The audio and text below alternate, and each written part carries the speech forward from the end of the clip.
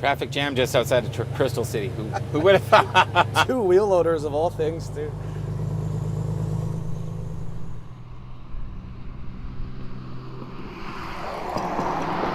I just want you to describe what it's been like for you over the last few weeks. Because all of a sudden, you know, we hit January, there's talk of tariffs. They seem to become real. It's on again, it's off again, it's on again, it's off again. What's that been like for someone who moves stuff across the border?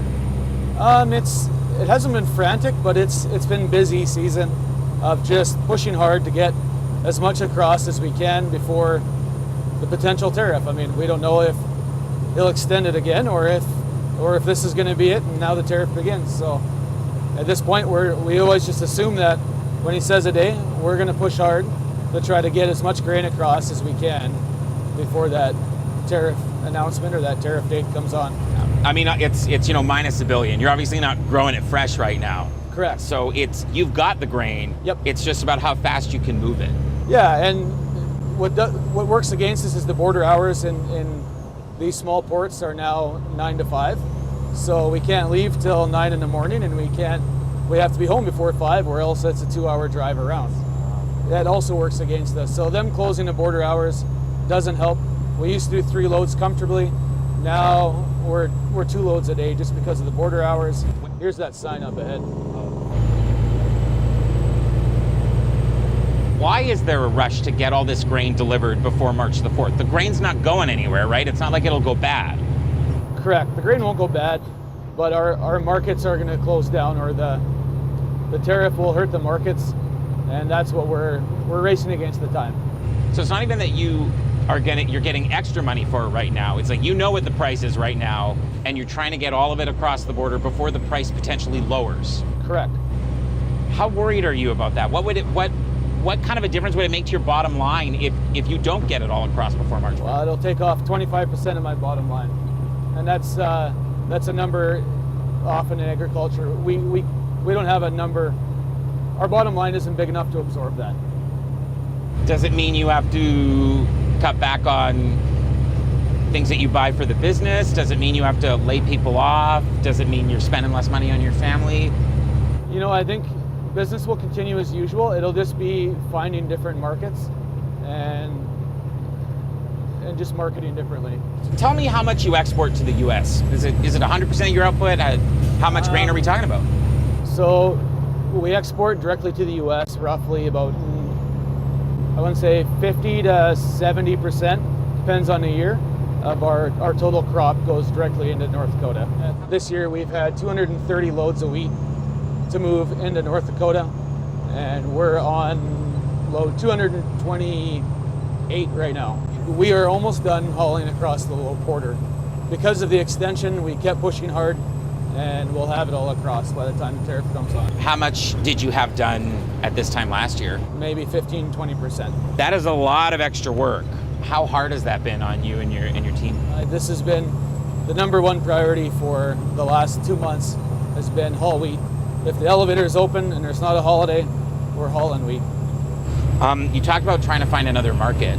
What other markets are there? Like, how do you send grain to another place? It'll just have to stay within Canada. Yeah, we might need to grow a different variety of wheat specific to the Canadian market, or maybe a milling wheat that is sought after specifically.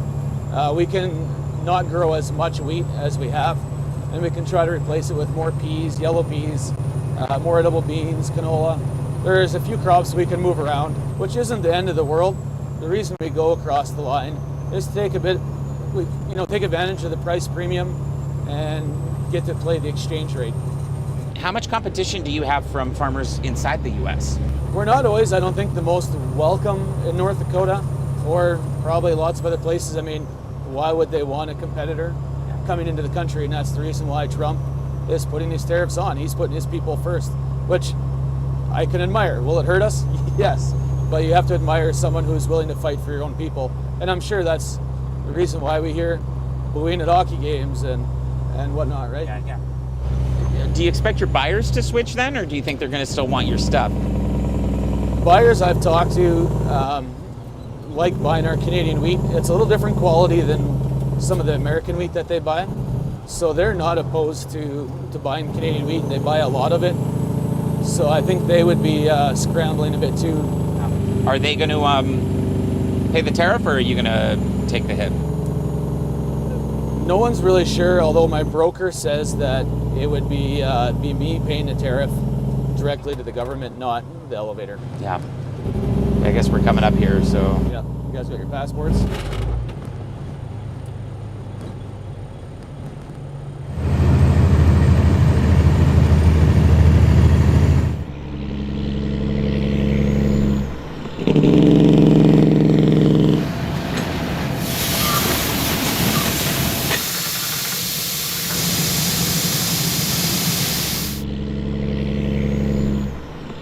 You've had to up your workload. You've done way more hauling at this point of the year than you normally would. You sound pretty chill when we talk about it. What kind of stress has it added to your plate? How are you feeling about the future? There's a lot of unknowns. I mean, it's out of our control, and we don't know for sure if this tariff is going to be a thing, if our Canadian leadership will respond in a way that doesn't cause it to escalate, or there's a lot of unknowns, but it's added more workload for sure. We would have done the same amount of work, just spread out over quite a few months. Here we condensed it to 2 months, and so, which is fine. It's frustrating. I understand why he's doing it. He wants America first. He's putting his people first, and I can respect that. Is it frustrating for us? Absolutely. Does it cause more work for us? Yes. How do you want to see Canada respond? I'm happy with how the borders are getting cleaned up in Canada. It took a threat of a tariff to get that going, and maybe that needed to happen a long time ago. I'm happy to see that Canada is actually doing something about that. I think less drugs in Canada or moving into the States, if they're coming from Canada, is a good thing. That's what this tariff seems to be aimed at, but the rest of us will pay for that if it happens. So you're upping all your shipments until March the 4th. A tariff comes in, let's say. There is no more delays. What are you doing on March the 5th? Going snowmobiling. I gotta say, you sound very relaxed for someone whose business might take a 25% hit. There's always other opportunities. There's always a different way around, where we live in a country that there's lots of markets. There are lots of options. You'll grow something else, you'll sell it to another province, you'll find another way. You bet. Yeah, it's not the doom and gloom. It will hurt industry in Canada. Could cause our exchange rate to really go sideways, or that's going to hurt us at the grocery store maybe, but that's how tariffs work, right? They affect often the consumers, and that's probably what it'll do. If you could tell Canadians watching this, some of them are going to be from rural areas, some of them are going to be farmers, a lot of them are going to be living in cities. What do you want Canadians to hear from you? I wish we could all just get along. These are our neighbors to the south. We've done life with them, right? We don't have a big border wall. There's always been a lot of respect for each other, I think. Same message for Americans, or would you say anything different to them? No, I would say the same thing to them. It's we all need to get along. We can't pick up and move.